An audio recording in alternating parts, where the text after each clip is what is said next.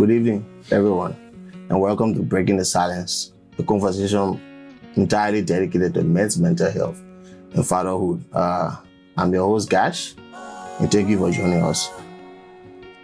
In Liberia, we have a very common saying, men can talk all.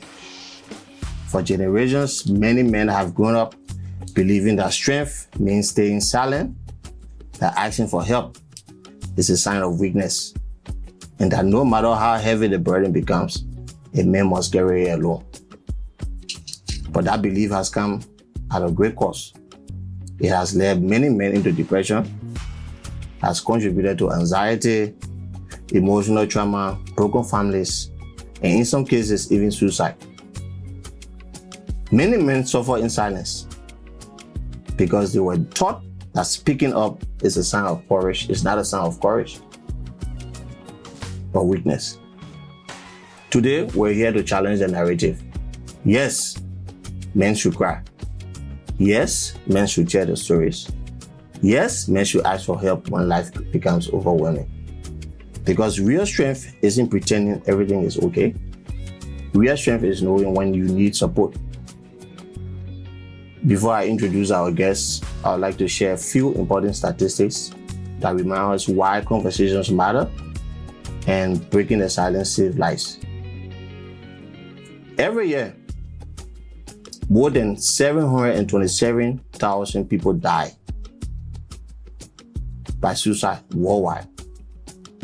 And for every life lost, there are an estimated 20 suicide attempts. Men account for a higher number of suicide deaths across most countries. Yet, many never ask for help because society has taught them that vulnerability is weakness. Some of the loudest cries for help are never spoken. Tonight, we give the voice to silence. Welcome to Breaking the Silence, Men's Mental Health. So I'll introduce our guest for tonight. Mr. Tule could not be here because he's physically challenged, but we hope to have him on the next edition. We have Apostle Louisburg Roberts, a lessons, trauma, marriage, psychosocial, and career counselor. There's another few that he has, but I can't remember. At least let me just list the ones that are necessary for now. Bringing deep professional and pastoral experience into this conversation. We also have Mr. Dieudonné Perry, an Ecumen Fellow and Obama Fellow, and founder of Plants and Pillars Interdenominational Bible Study Group, known for his work in leadership, faith, and community development. I have a co-host with me, Mr. Anthony Kuhn. Yeah. He's your co-host. Yeah, the co-host. And they are the host of Heart Church. Yeah. On Heart FM. Also artists. I think maybe it's not necessary for this podcast. Yeah, but this is Breaking the Silence. All right, so I will give Apostle Roberts the chance to make an introductory statement, and then we'll get into our podcast. Okay, it's good to be here and also good to be a part of this great team of bright ideas to see how together we can delve into this wonderful conversation.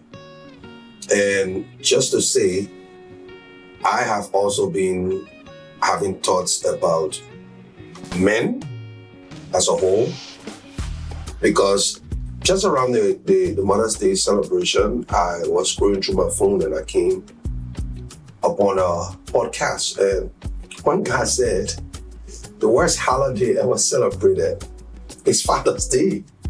And the guy began to list the line of the various holidays celebrated and people celebrated, and men was at the least.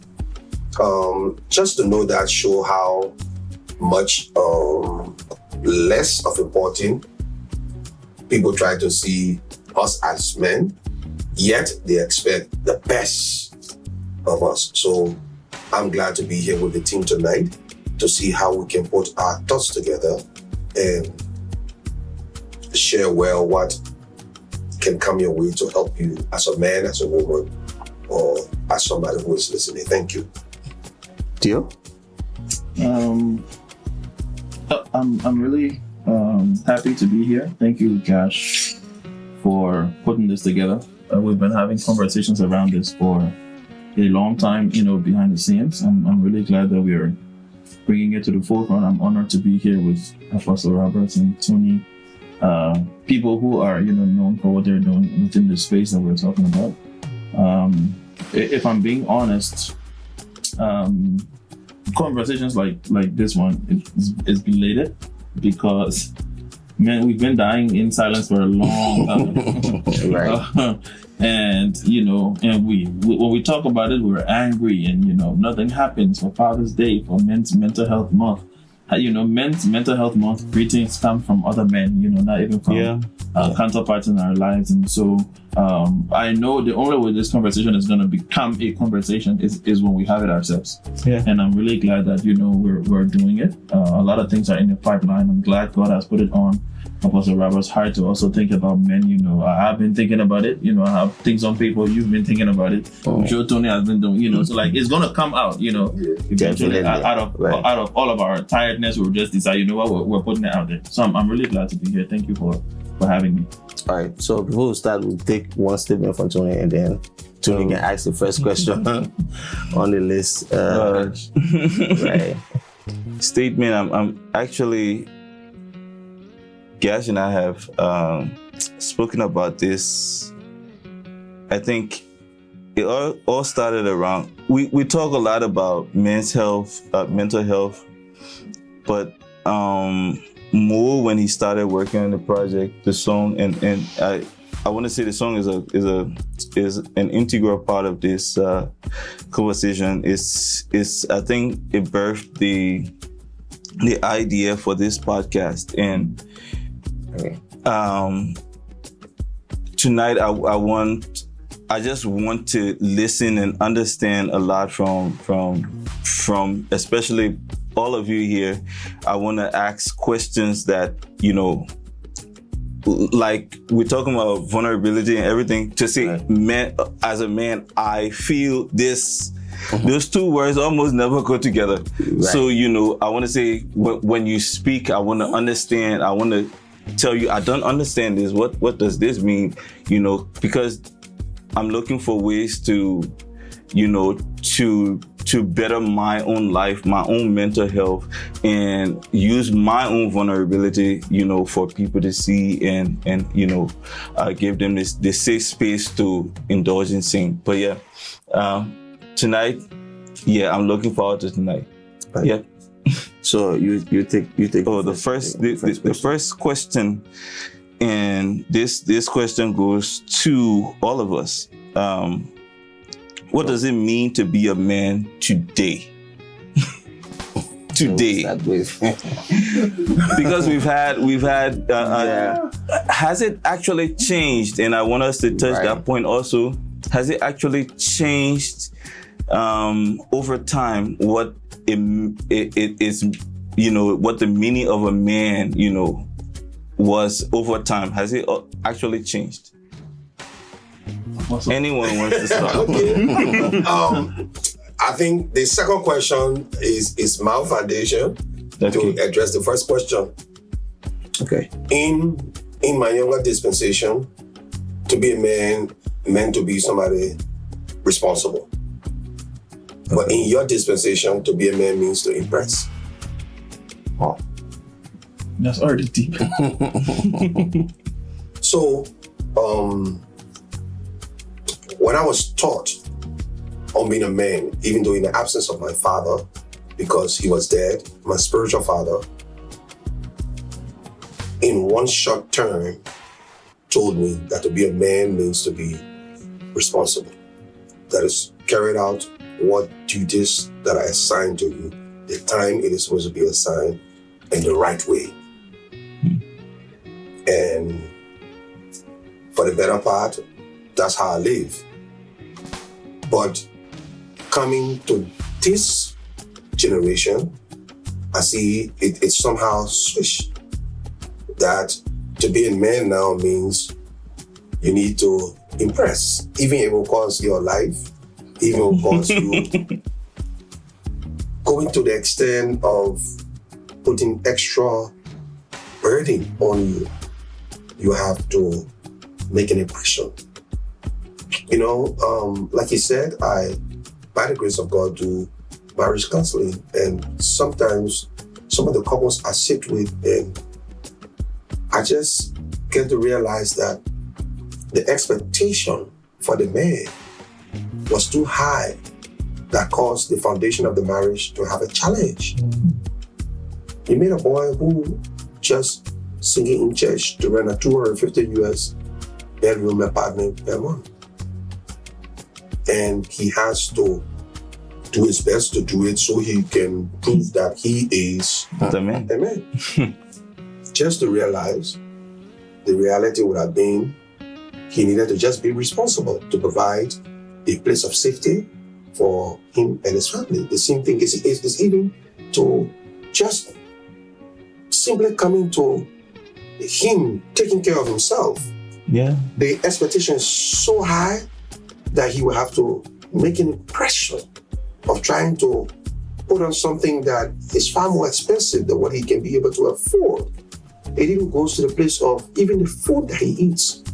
If he's eating what is in his range and his friends coming and other people coming, he'll put it away so that he will not be able to see it. And True talk. preferably, Right. he will want to make some name, or I say make some order so that it can be proven that Right. he is a man. Ooh. And lastly, those of them who have children, you see them sending their children to very expensive schools, $5,000 US, $6,000 US, and the guy is dying, but you have to find a way to make an impression. Yeah. $1,000 US and all that kind of stuff. So I think he might shortly understand or experience with men. In my generation, we're taught to be responsible. In your generation, you are taught to impress. Let that marinate for a while. Let it resonate. Deal. Yeah, you have to. What is it for you? Yeah. That guy will dig deep. I'm listening. No, you know, this is so true. Right. What Apostle Robert is sharing, I feel like the society has just confused men. That's it. You know, we're just confused. On one extreme, there is, provide, protect, and be macho. On the other extreme, there is, suppress your dominance. Don't dominate. Don't show like you're in control. Then what should we do? Because on this extreme, as I'm providing and protecting, there is a flip side to the effects of what I'm doing here. Yeah. But then on this other extreme, there is, you don't have to be too macho, you don't have to dominate, suppress your emotions, suppress your vulnerability. But the things that I'm doing here, the side effects are, emotional. True, For lack of a better word.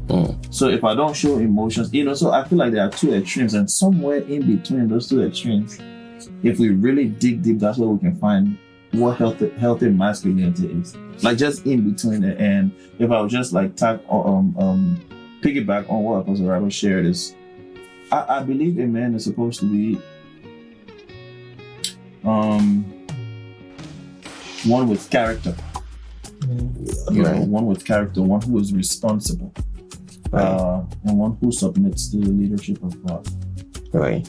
That's what I believe a man should be. Somebody who has character. So you keep your word, you love, you protect the ones you lead, and you're responsible for them. God gave Adam responsibility, right? Yes, and then you're submitted to the leadership of God as well as you're leading. The pressure to impress, I think we'll talk about it eventually. It's just us bending over to society, like what society defines us as, and then we yield into that. But yeah, that's what I And think. before we go forward, we've thrown the word responsibility around. Can we just say, because in this society, we everybody can give meaning to Right. there's a societal meaning for Right. when they say responsible. Right. So whether that to wear kosu and nita that responsible, you understand what I'm saying? Right. Right. He said it. He said it well. A man who will be responsible will basically be responsible because of who he is. Yep. Right. And not what people say. Yeah. Right. So your character will cause you to be very responsible. If you know you are you, Mhm. yielding to the leadership of God, you know what to do at the time you are supposed to do it, how appropriate you are supposed to do it. That is clear responsibility. It's far more than putting food on table. It is just knowing what you have to do, Yep. Right. the time you have to do it, Right. the way you have to do it, and that's just about it. That's just about it. You cannot overemphasize it. So, all right. So let me ask this question before we go to the next question. There is this.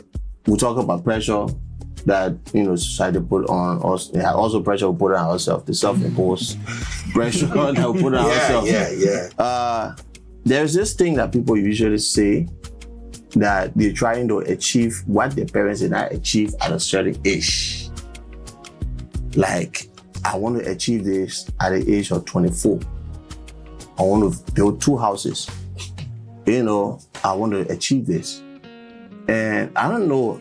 And I think to some extent, the reason why we have a lot of people dealing with trauma and mental health issues is because we have some self-imposed pressure that we put on ourselves to achieve things, to achieve things way too early. Mm-hmm. I know there are some parents. I'm not saying this is the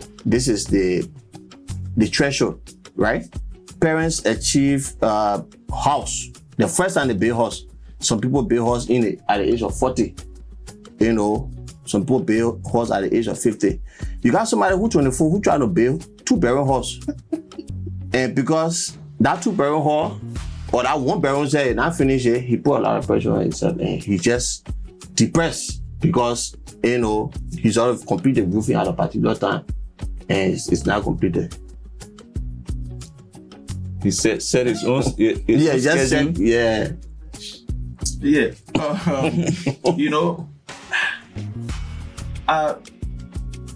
I think if we just double down on responsibility, Yeah. Yeah. your ability to respond to things. Simple. Yeah. Yeah.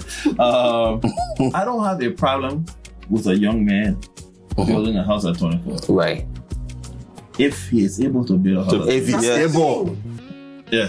Right. Because I admire ambition, Right. audacity, push Right. yourself and become the best person that you want to be.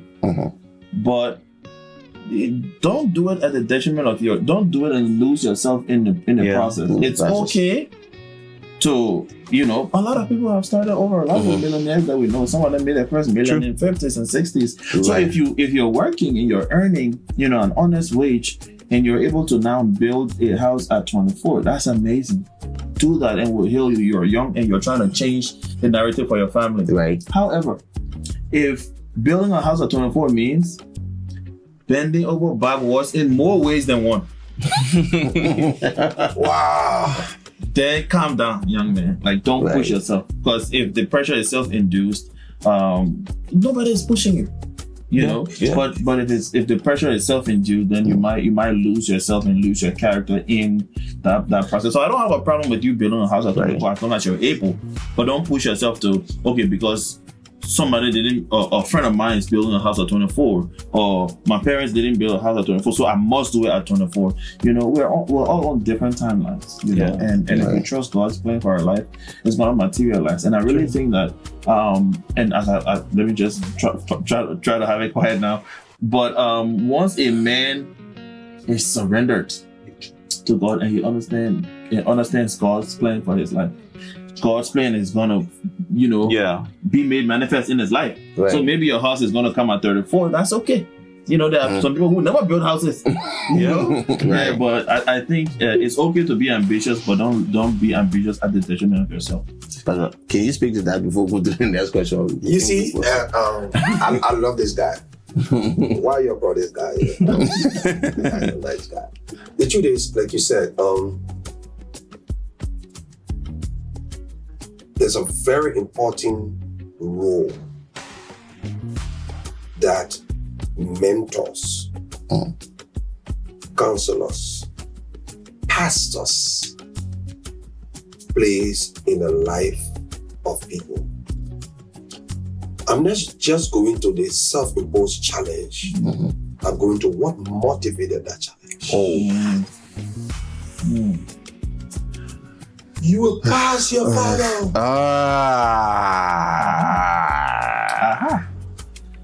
You will pass your mother. Or probably in a casual gathering, guys begin to discuss and they are talking about by the grace of God where in their space they have been able to achieve. Yeah. Right. And now you go and use your dad as your measuring rod. Like you said, times are different. Right. Dispensations are different. I'll give you one of my life secrets here today and you're gonna laugh at it. Somebody asked me, Apostle, what is your dream house? And when will you build it? Give us a description of it. I said, my dream house is anywhere I can lay down, sleep, and dream. And they felt offended because Yeah. So it was sarcastic response. I have worked 16 years as a social worker. And when you work for NGO, people expect that you make a whole lot of money. So they will expect you to at least build one house to show that you have made money. So now, because of that, you ask me that question. My dream house is where I lay down and sleep. So if I'm laying down here tonight and I sleep, it's my dream house. Anywhere I am, I love the term that people use in America. Anywhere I lay down to sleep is Air Force One. Doesn't mean that I'm not going to build a house. I will. Is building a house a priority now? Again, I will have to look at what is my motivation, what is God's plans and purpose for my life, what is my alignment. Right. So if you want to use your father as a standard, then you need to ask yourself what your father track is your track. Though he may be your father, but God has a definite plan, like you said, for you. Right. And the reality is, the provision your father had, do you have that same provision now? Right. Because in your father time, they had something called LPA. Oh You yes. didn't even know what they got LPA. No clue. Wow. George don't say that. No, serious. So LPA simply means if you are a government employee before, you will go, the government will give you a document to carry to the store, the building materials Testing store, on. and you take things and they cut it from your salary. Okay. So most of the shop mob there that pay horses here, they pay it. They pay it on credit. Worst case scenario, the tactile cement was nothing. So what was the channel through which they were able to achieve those things? I took a different route. My challenge was different. One of the things that I took different from my father is I will not just allow my children to go to school, but I will ensure that they be educated. There's a difference between allowing your children to go to school for ensuring that they are educated. Yeah. So my old man went and paid the school fees. When he come home, he tired. He's not able to check on us. But in my dispensation, no. Remember, I will ask you that question. You got to show me that last document. Yeah. You got to show me that last paper. So far more than building house, which was my father's focus, I'm building people. Wow. I'm building people. So even if I don't have a place to sleep today, the people I build tomorrow will build a place that I'm supposed to sleep today. Right. Let me give you the last clue, then I'll leave you. Among my colleagues, I drive one of the oldest car. If I'm moving that car, you inside, you think that you come and get on the quota. So I went to preach to one church. I'll tell you this thing. Got to preaching. The brother took my Bible. They said, Papa, let me carry you to the car. Church was trading power walls. The man went to some of the car. So I came, I didn't say anything. I passed by him. I went to my car. You found The question. Also, that your car, yeah? My brother, if not on my car, Wow, the self-imposed pressure could be, my man, now you are an apostle. right. So apostle needs to drive a brand new car. Right. Do I have the resources to buy a brand new car? Yes. Is it my necessity? No.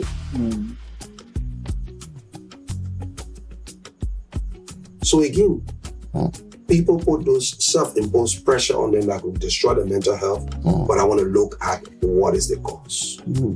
What motivated them to take that route. And before you go to your next question, I want to say it circles back to what you said, responsibility. But the simple thing is responsible for. Yeah, What are you responsible for? that's it.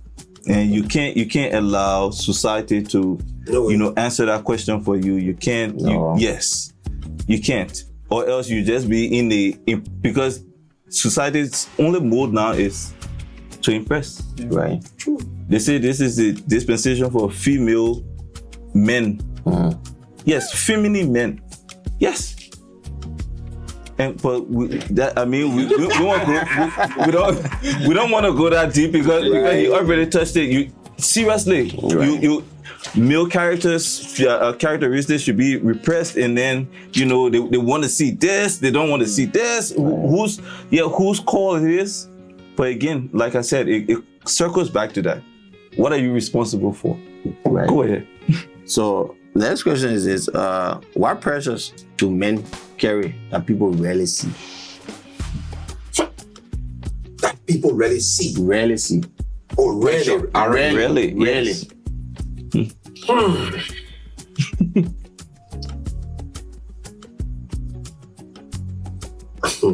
They think it's funny, but it's serious. Sometimes if I want to be a natural man, not a spiritual man, I ask myself questions. Do people really care about me? Do people really see that I'm under pressure? Have anyone noticed that I'm facing a challenge?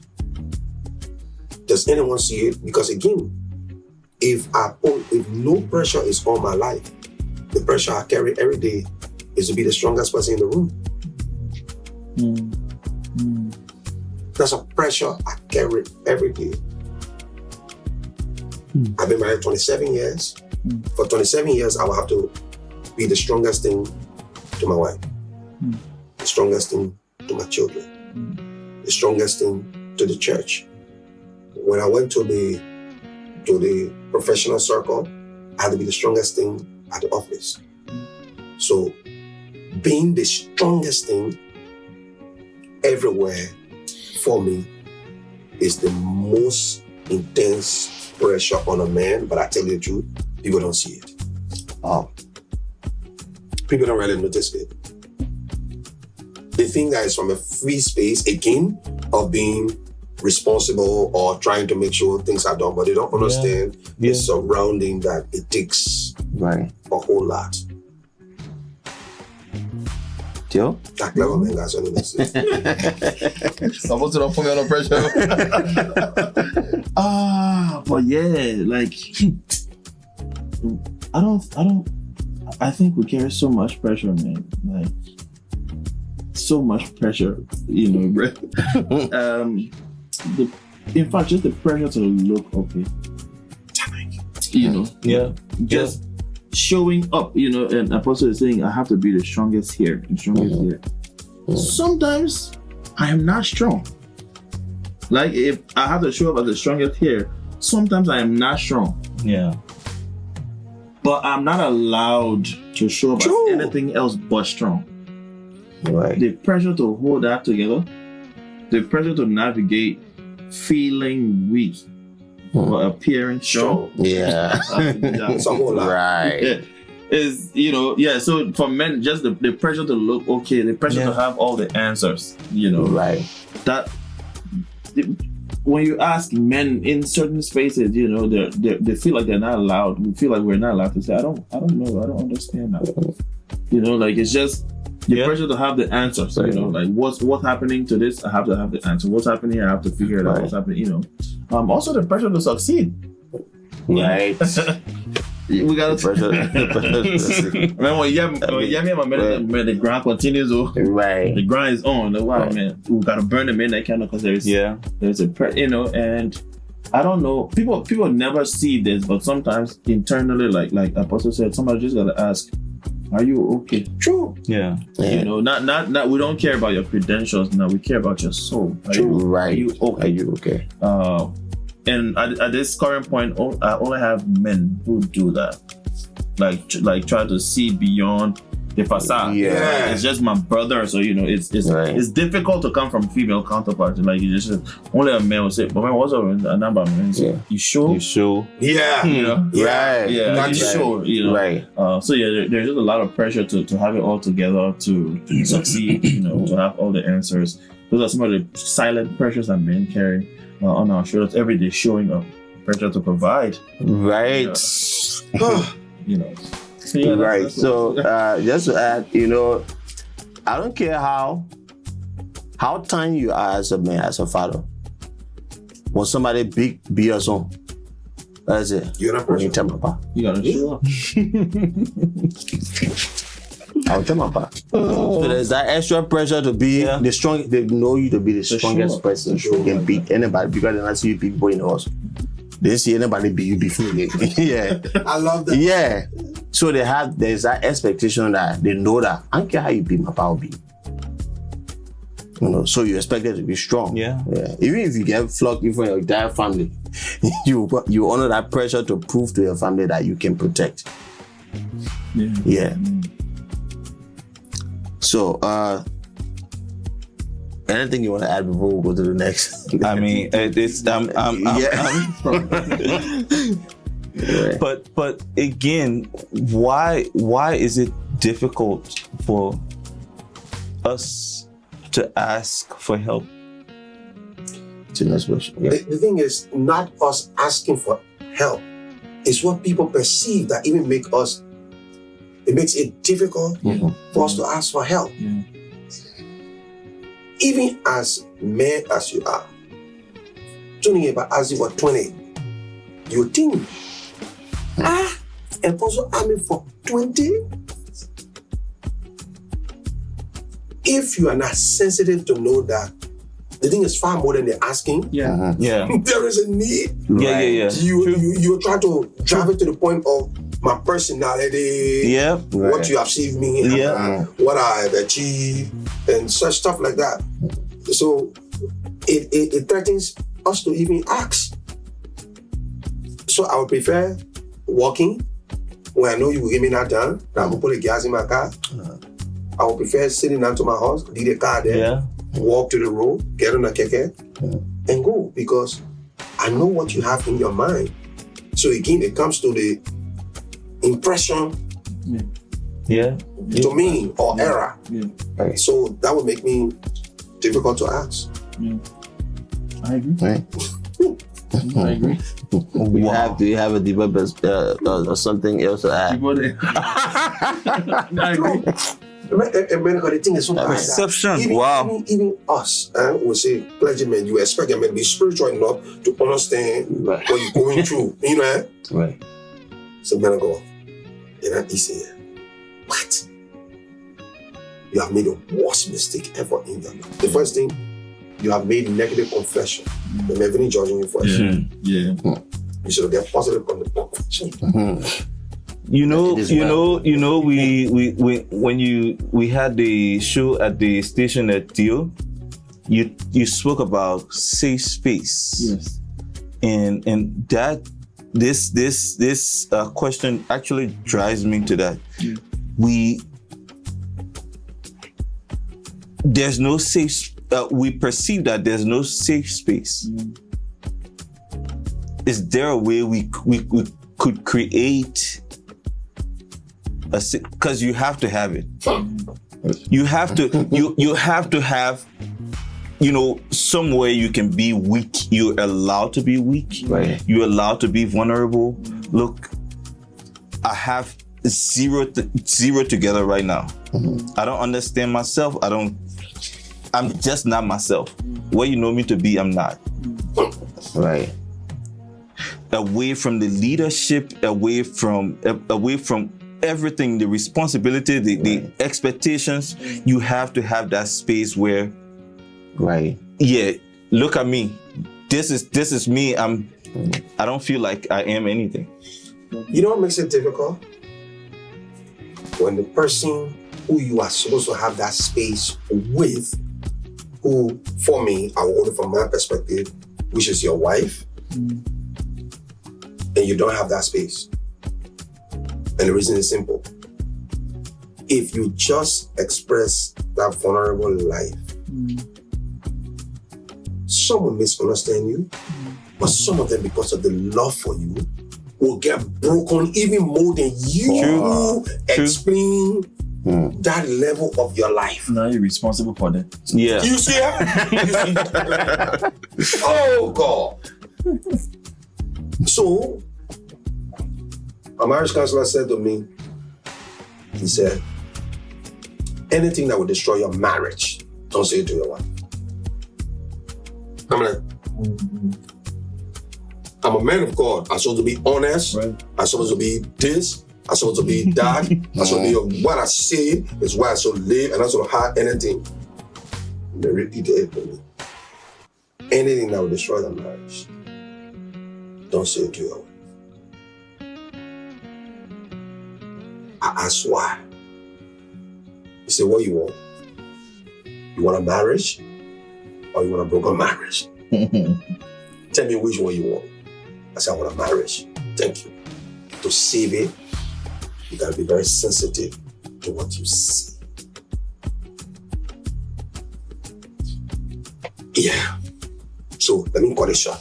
So I worked for 16 years for the non-for-profit, and we had to close down. The lady who was my boss had left the job, and she put me there to train the other guys. I was old now. I didn't have time for that. So I said I had to leave. So the people said, let's close the program down. For making $1,250 to come into depend on offering and tithe. I'm preaching, you guys not hearing me. Just for my daughter to hear that I'm not working, it had to go 6 months. Because just to know that I'm not working, she knows that all of the things that she will have and that will make her effective in her school, she will not get it. So I had to call a meeting. My wife was already in the know. She had already accepted it, started praying for me. I called my 2 older sons. Gentlemen, this is where we are. We're closing down. And closing down means I will no longer be able to afford $1,250 from that source, or that channel rather.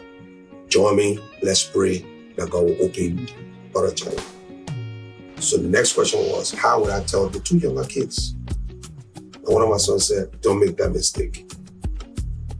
I said, why? So you tell those children, they will get broken. Those children believe in you for everything. I didn't tell them until after 6 months. Because after 6 months, the Lord had opened another stream, and everybody was staying in the same school. And I still carrying the same reset. We still living in the same house. The same provision still made. Then I said to them, can you imagine that kind of pressure? You're not able to be vulnerable before anyone because it get cause and effect. Yeah. Then the power is, you can be, if you're vulnerable, do you know what I mean for me to tell Chelsea, you see that lady in that chair, I'm not gay. Can you forget about the leg girl? I mean, starting on straight. So all them jumping there, probably been jumping there. So he has been spying the same thing in the church too. Yeah. Right. Yeah. So even if I did that, forget it, you're not hearing it. It will go with me in the grave. Because by saying that to him, will Breaking. not only mess me up, Yeah. it will mess him up. Yeah. That's a big pressure. So you have to be looking for the most mature person that you can even trust. But even at that, who to even trust? Right. So that space there, my son looking for son. When you find son, tell me. All right. Let's discuss social media. Right? Let's discuss. Responsibility. Let's discuss You have something in the pipeline. social media and the pressure that social media has put on men. Yeah. Social media. Okay. Social media pulling. I still learning about WhatsApp here. You want a story every day. And I'm learning that one now. Yeah. Does social media have pressure? Yes. Again, it is a platform where you just don't only see a lot of things, you hear a lot of things. Yeah. There's a whole lot of different opinions that comes out on social media.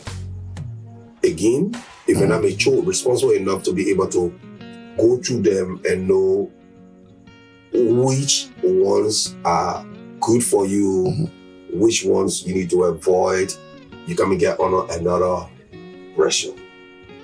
So, listen to the fun. I got sick some part of last year, and they had to rush me to the hospital. They rushed me to the hospital, they say I got pressure. My pressure was high, that's the right thing. So doctor gave me some pressure medicine, I took that chemo. So continue taking it after the time, they say, when drug is stop. Man, I don't know whether they got something on their phone that I can listen to the doctor. I came out, I put my iPhone on. The first thing I put, pressure video came also. Yeah. The other man says No, also. The other man say this. The other man say that. The other man say the other one. The other man say the other one. The phones are I'm spying on holding the us. phone in my hand, It is. and I'm wondering what is going on. So now I'm under pressure because again, I don't want to continue on pressure medication. So what natural can I take to be able to? Yeah. So if you're not responsible enough to know how to digest what you receive on social media, you're gonna get under pressure. True. True. I've seen some people who really discipline just leave social media altogether. Forget about everything, just leave social media because if you're not strong enough to deal with what's happening there, you just leave it. Deal. Yeah. What I've learned is your feed, your For You page or your timelines, they're a reflection of the things that you... Actually, they used to be a reflection of the things that you... You're interested in. that you are interested in. Right. Now, social media is saying things you may like. That those things are popping up on your feed now, not because you searched for it, but because we think you may like this. You like because you like that is similar to this, so we are bringing this for you to see. And I watched a documentary on Netflix that just showed me how intentional the people are about the effects that social media will have on us. The hyperlink effect. How maybe you open your Bible app on your phone and you want to read and you get a notification maybe from TikTok. And then you take a look at it and you just... Just in that screen. You've won 3 hours of scrolling and you haven't achieved anything, right? Here is what I believe social media does to us. It really, really, really amplifies comparison. And comparison kills. Right. Comparison kills. Comparison robs you of the ability to even be grateful for what you have. Right. Comparison puts you spoke about it before. It puts you under pressure. You might have done really well. You might have, done good for where you are, and you go on social. One of the places that you go and you see, they even have a looming joke for it is LinkedIn. LinkedIn is where people introduce themselves professionally. True. Oh, Lord. When you go to LinkedIn, every time you open LinkedIn, you see, I'm excited to announce that 2 weeks ago, I was just like, every time there is somebody excited to announce something. Right. And then also, it reminds me of what happened in I think it's his first time, if I'm not mistaken, the children of Israel being led by God. He was the one leading them and speaking to them through prophets. And then they said, give us a king. True. Not because we feel like we need a king, Right. because all the Everybody other got people that king. are around us have kings. Yep. The end. Oh, how you gonna call it, ball? So. How Yeah. the end up Yep. so. Yep. Not because we need Yep. a king, Yep. but because we feel everybody needs a king, right? And the truth of the matter is, social media brings attention. A lot of people are looking and a lot of people see, but we should not mistake attention for significance. Right. Right. We looking at you now, but if you're doing nothing, but now go and look at somebody else. You know, the how people scrolling.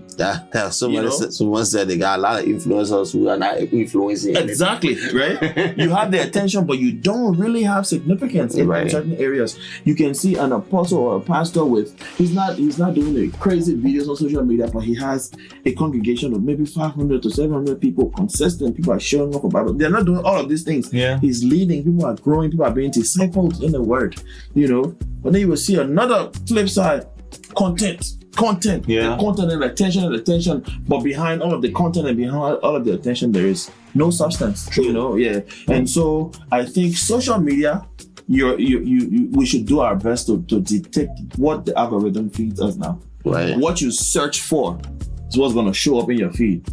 If you see things that you're not interested in, click I'm not interested. Yeah. Click not interested. Right. Because if you tap on it, and you spend 2-3 seconds, there's a hyperlink effect. They'll bring another one, and it just creates a lot of there's space for you to compare yourself with others. And once you compare yourself with others, you quickly lose your ability to be grateful for what you have. I think we should be careful of that. Right. Okay. Does faith eliminate anxiety and depression? Faith? Yeah, faith. Who better to talk about that? Let me say like this. Faith is supposed to eliminate everything first. That's clear cut true. Okay. Yes, it is supposed to do it. Because without this faith, two things happen. You can't please this God, you can't walk with this God. Yeah. And one of the strongest things about your faith is when you have anxiety, when you have depression, the proof of your faith is to go to God, God. Right. Yeah. who is able to wear it Yeah. away. Right. But again, there needs to be a process through which it is done. Even though sometimes you have to pray, but other times you have to meet people. Yes. Doesn't mean that you don't have faith. No. Because you may not have the maturity of talking to God and hearing from Him on how to address that emotional need and that anxiety you are going through. But if you just put it before a spiritual person that is expressing your faith and trusting that God will help you, even far more than saying a prayer, just a conversation could restore you. Yeah. Oh yeah. That conversation could uplift you. Yes. That conversation will even mold you now to become an ambassador of healing others. Right. So the issue about the faith is not just trusting that this thing will move, but trusting God who is able to move it, Yeah. and finding the right people who will be able to give you the guidance that will be able to deal with it. There must be those two things or those two effects when it comes to faith. Wow. You want to let us sing in vocal We definitely should. Yeah. You know. I mean, we should. your perspective on. Yeah, I just wrote something on my Substack and I shared it a couple of weeks ago for the mental health month. Yeah. And I was just looking at Elijah. Yeah. Yeah. He just came from a spiritual high. Yeah. Elijah had just disgraced the prophets of Baal. You know, and I wrote in that piece, like, you can only imagine Elijah now. True. Elijah as a man now called down fire from heaven and fire. You know, yeah. Elijah called down fire from heaven, fire come down. Elijah speaking on every podcast. Clear. All the platform Elijah there, you know, like Elijah, like that. But after that victory, Yeah. Elijah received a small message. And Elijah ran away and hid Elijah was under the tree begging God to take his life. My God, I think this is enough. Yeah. I don't want to deal with this. Take my life. Like, let me die. And there was such a tension, because how can you come from such a spiritual high and experience such, depression? And what astonished me was how God dealt with it. God woke Elijah and said, "Man, I'm gonna get you eat." Yeah. I can lay hands on you and you can be healed. Healing is here. Yeah. Forget how you eat. Let me take care of yourself. Let me take care of you as human. Yeah. Before we get to what your vision is, what your next move is. And I think when I'm thinking about faith and mental health, that is what it is. Perfectly like Apostle Roberts put it. Like, faith is like a foundation. Your belief and your trust in how healing should happen and how these things should believe in God. And if you're led to the hospital, you go. If you're led to talk to a mentor, go talk. Right. If you're led to go and talk to a therapist, go talk. If you're led to pray, please, by all means, pray. If you're led to pray, go spray oil around and then you don't want to do. But yes, I think and for me, manhood is balance. I don't know if we'll ever get to that, but it's just balance. Like, it shouldn't be on the extreme. It's the ability to know when to do what, when to do what. And I think find that balance, using your faith and saying, hey, maybe your faith, when you pray, God is going to lead you. Hey, talk to somebody. Faith without works is... I'm struggling, man. Yeah. I'm having ABC, and then maybe, like you said, I needed a conversation 3 weeks ago on June 12th. And I called one of my mentors and I spoke with her, and it felt like she was looking directly in my soul and just like how it felt. Because I really needed that, and I told her, this is where I'm at. I feel like I'm struggling. I'm on the cusp of a transition and whatnot. And she was like, hey, calm down. As you're speaking to me, what I'm hearing is that your soul needs this. I said, sure. I never put words, like things that I couldn't put words to. Right. But the things that she described, and I'm like, yeah, I could have just prayed about this. True. And left it. Mm-hmm. And that might have been defined as faith. True. But after I prayed about it and I was led to speak to my mentor, I spoke with her and my soul was really revived. So I think there is a fine balance in how we can, utilize our faith to push out and improve our mental health. I had noticed this thing, Cash, all the time. We plan a major event and we execute it. I felt so empty. Like there's no purpose.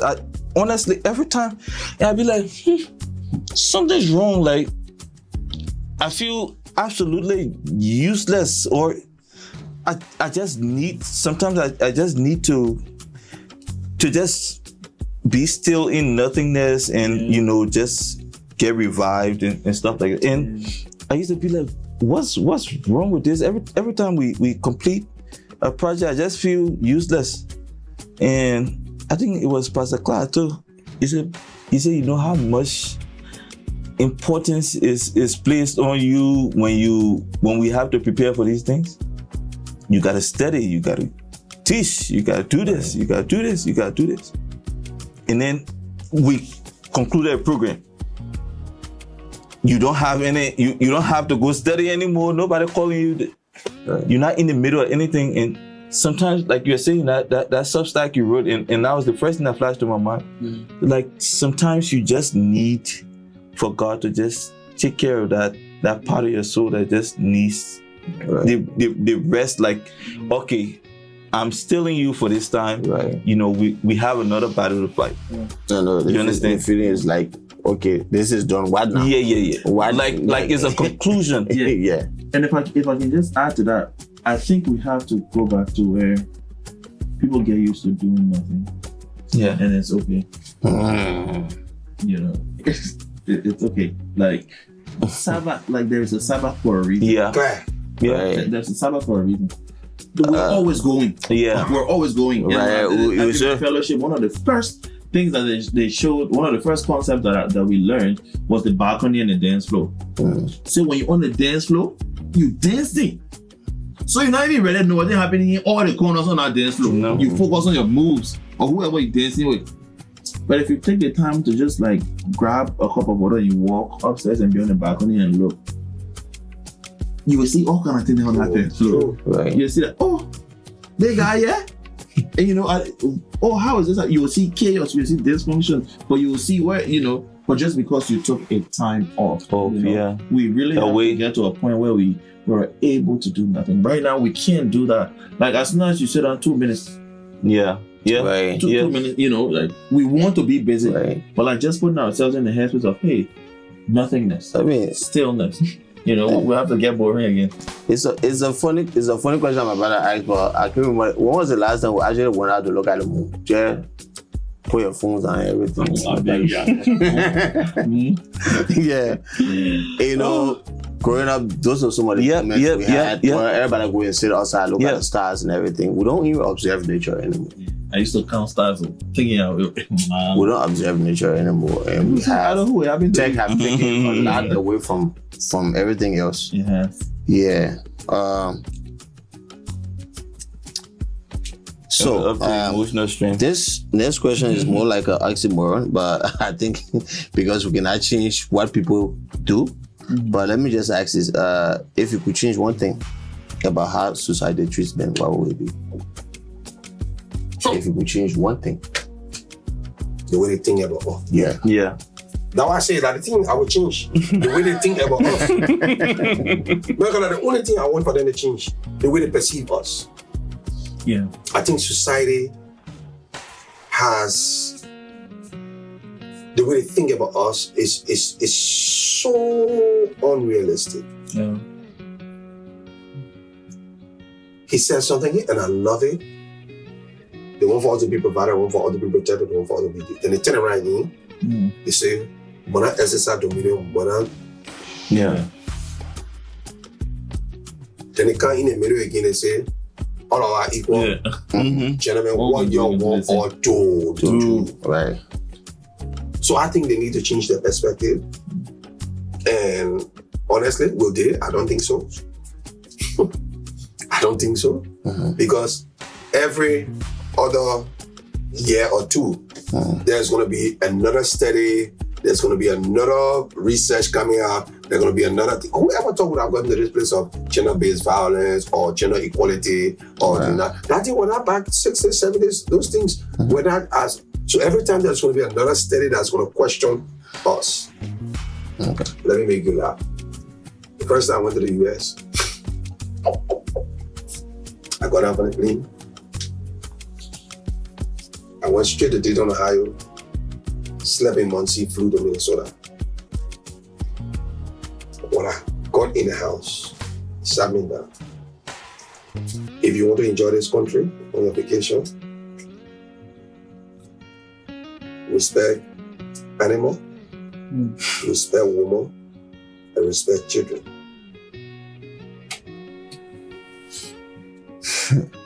I said that all. My woman said that all. So I asked her, "What about me?" She said, "Hey, I tell you, the thing that is about you is to respect animals, respect women, and respect children. So who will respect me? Say, you boy, listen. That is the thing I want you to do." So it made me to understand that really, we're trying to figure out who's thinking about us. Yeah. Who even respect us? Who even respect us? Man, God, any woman come here just now and say, "You did this," forget it, you go. If you go there and say, "Woman did this," that breeze. Well, they just laugh. It's a crucial thing. Right. It's a very, very crucial thing. If I had anything to change, is to change how people think about us and to basically give them the perspective of what God's words say. Before I leave you, I was doing a marriage counseling when I was talking about, it was funny, I was talking about budget. So started talking about everything. I'm like, so let's talk about the income. For the income, they have to like a greater than son. The income at so. Or the man on top, or the woman on top. So I said the income comes from the man and the woman. The inheritance in color. No. The woman said, I'm going to erase that woman's side. And it will lead to the man. Yeah, money, Yeah. money. I'm sitting out and I'm looking. This is not somebody who, quote unquote, will say just a believer. I'm talking about a head of the church. I'm talking about woman of God. I'm talking about. So if she had that kind of perspective to the man, and she expect that family to run,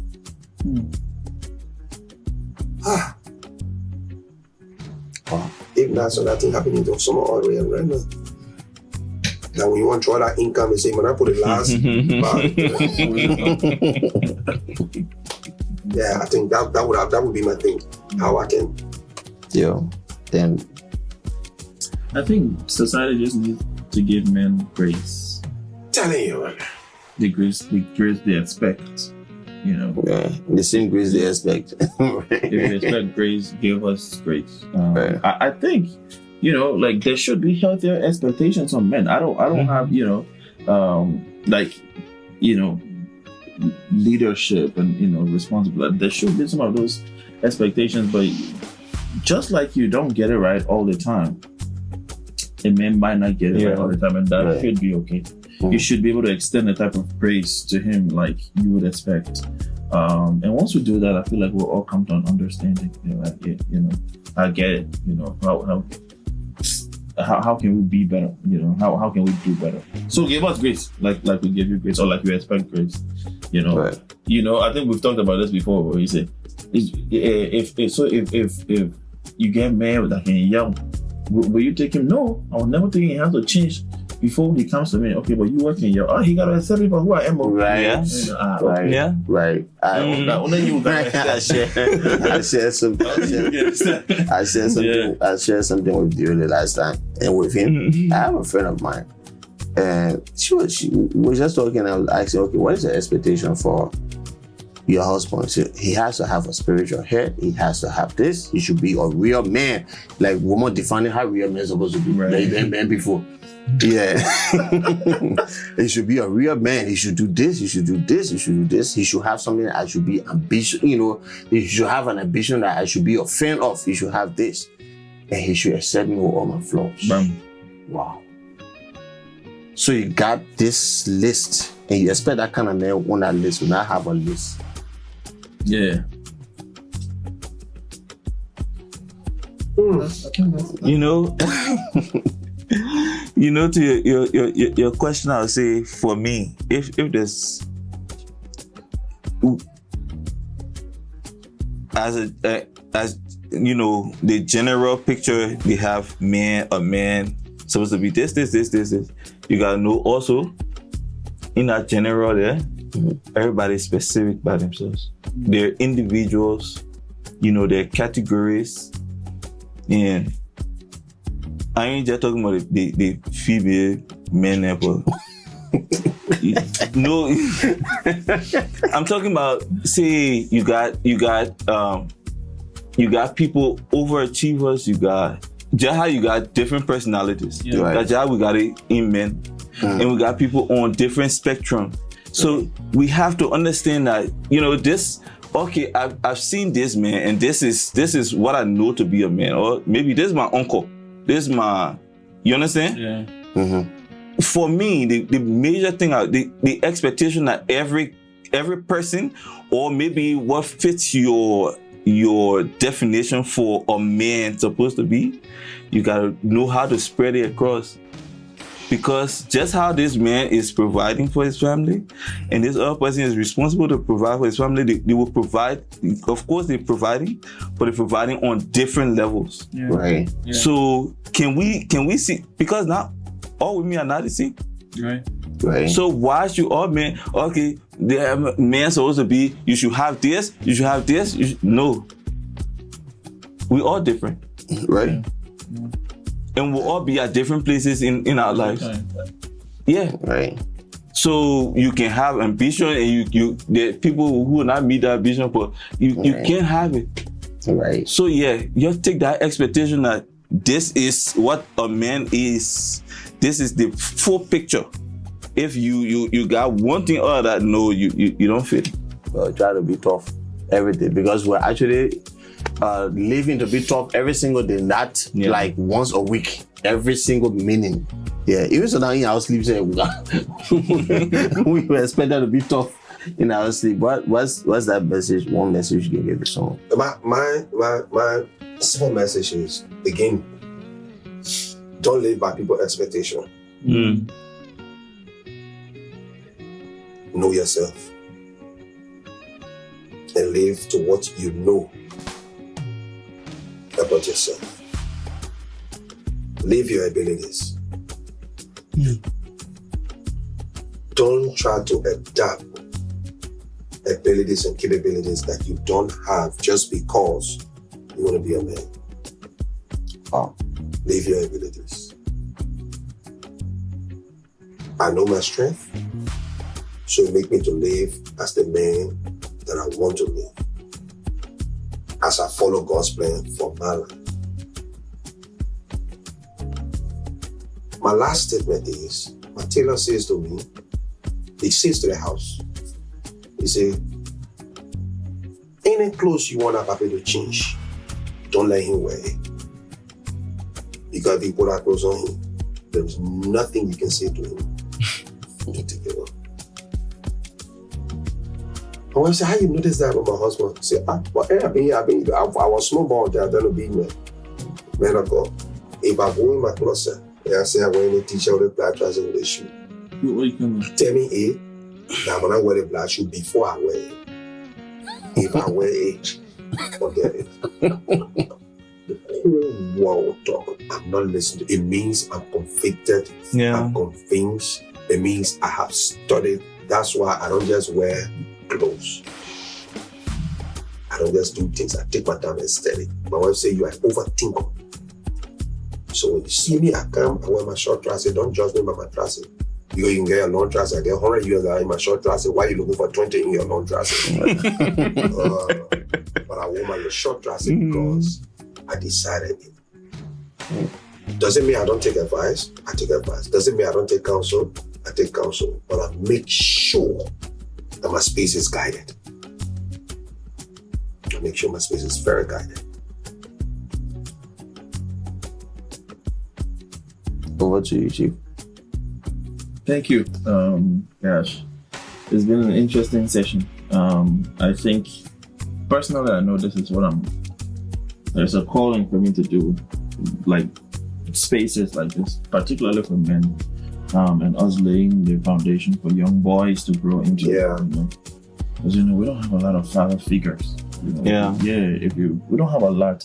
So the few we have, we need to cherish them. Abraham took Isaac to the mountain for worship, and he told his servants, just stay here. They journeyed from here to the other, but it might not be between me and my son. Thank you. And they stayed because they were used to seeing the father take the son to worship. Father figures are things that we need to, create or aspire to be.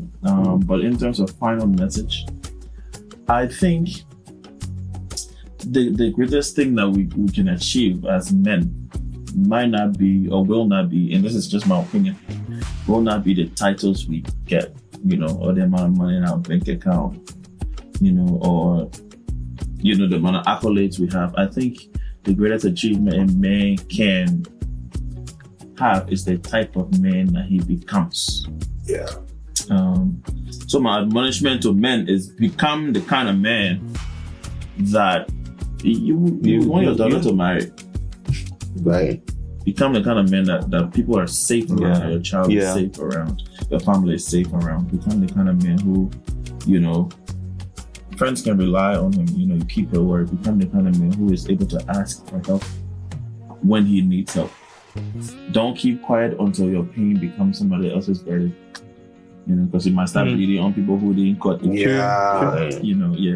And if you're struggling right now, you also need to understand that manhood is about that. It's battles and blessings and battles and blessings. That's what life is until we're called to glory. So don't think that this is your final chapter. Don't struggle in silence. Right? Talk about it. And I won't be like us around as I close. Right. As I close. Jesus had 12. Yeah. But then he had 3. 3, yeah. Yeah, so maybe sometimes our inner circle will not be as big as we wanted. True. Yeah. Right. If you follow his ministry, multitude, crowd, disciples, and then 12, and then 3.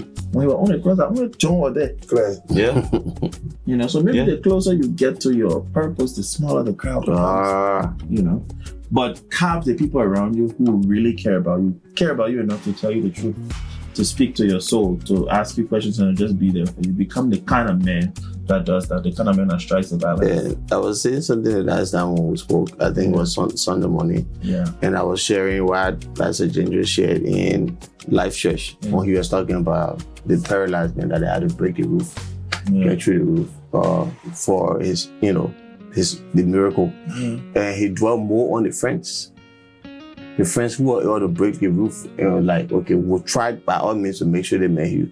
Yeah. So you surround yourself with people that who will be intentional about you. Exactly. That's what I was saying. And since he spoke about that, creating a safe space back then, it's just every time I see you, I remember that. Yeah. Or every time there's some discussion around that topic, it comes to my mind.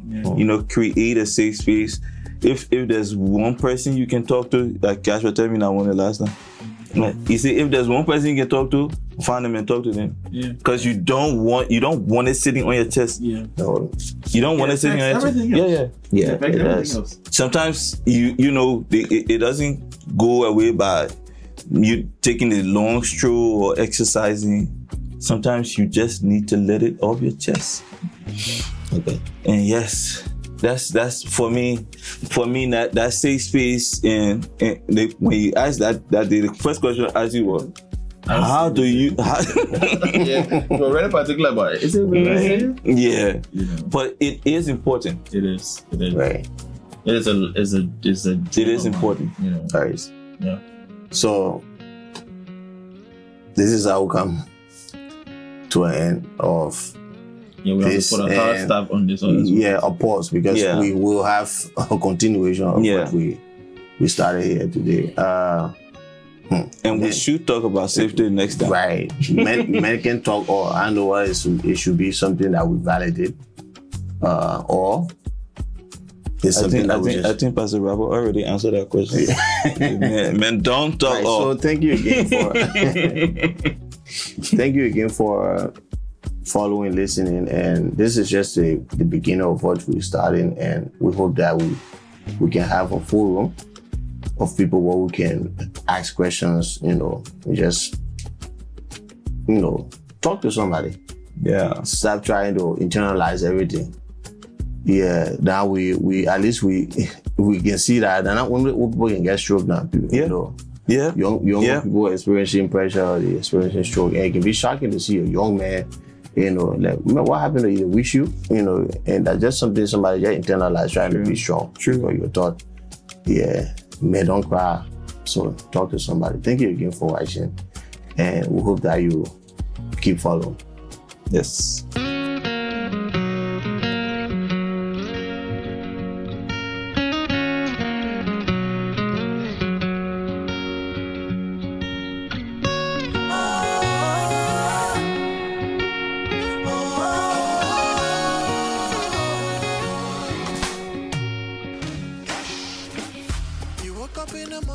Sunrise, working hard so your family survive. I see your hustle, I see your struggles. Too much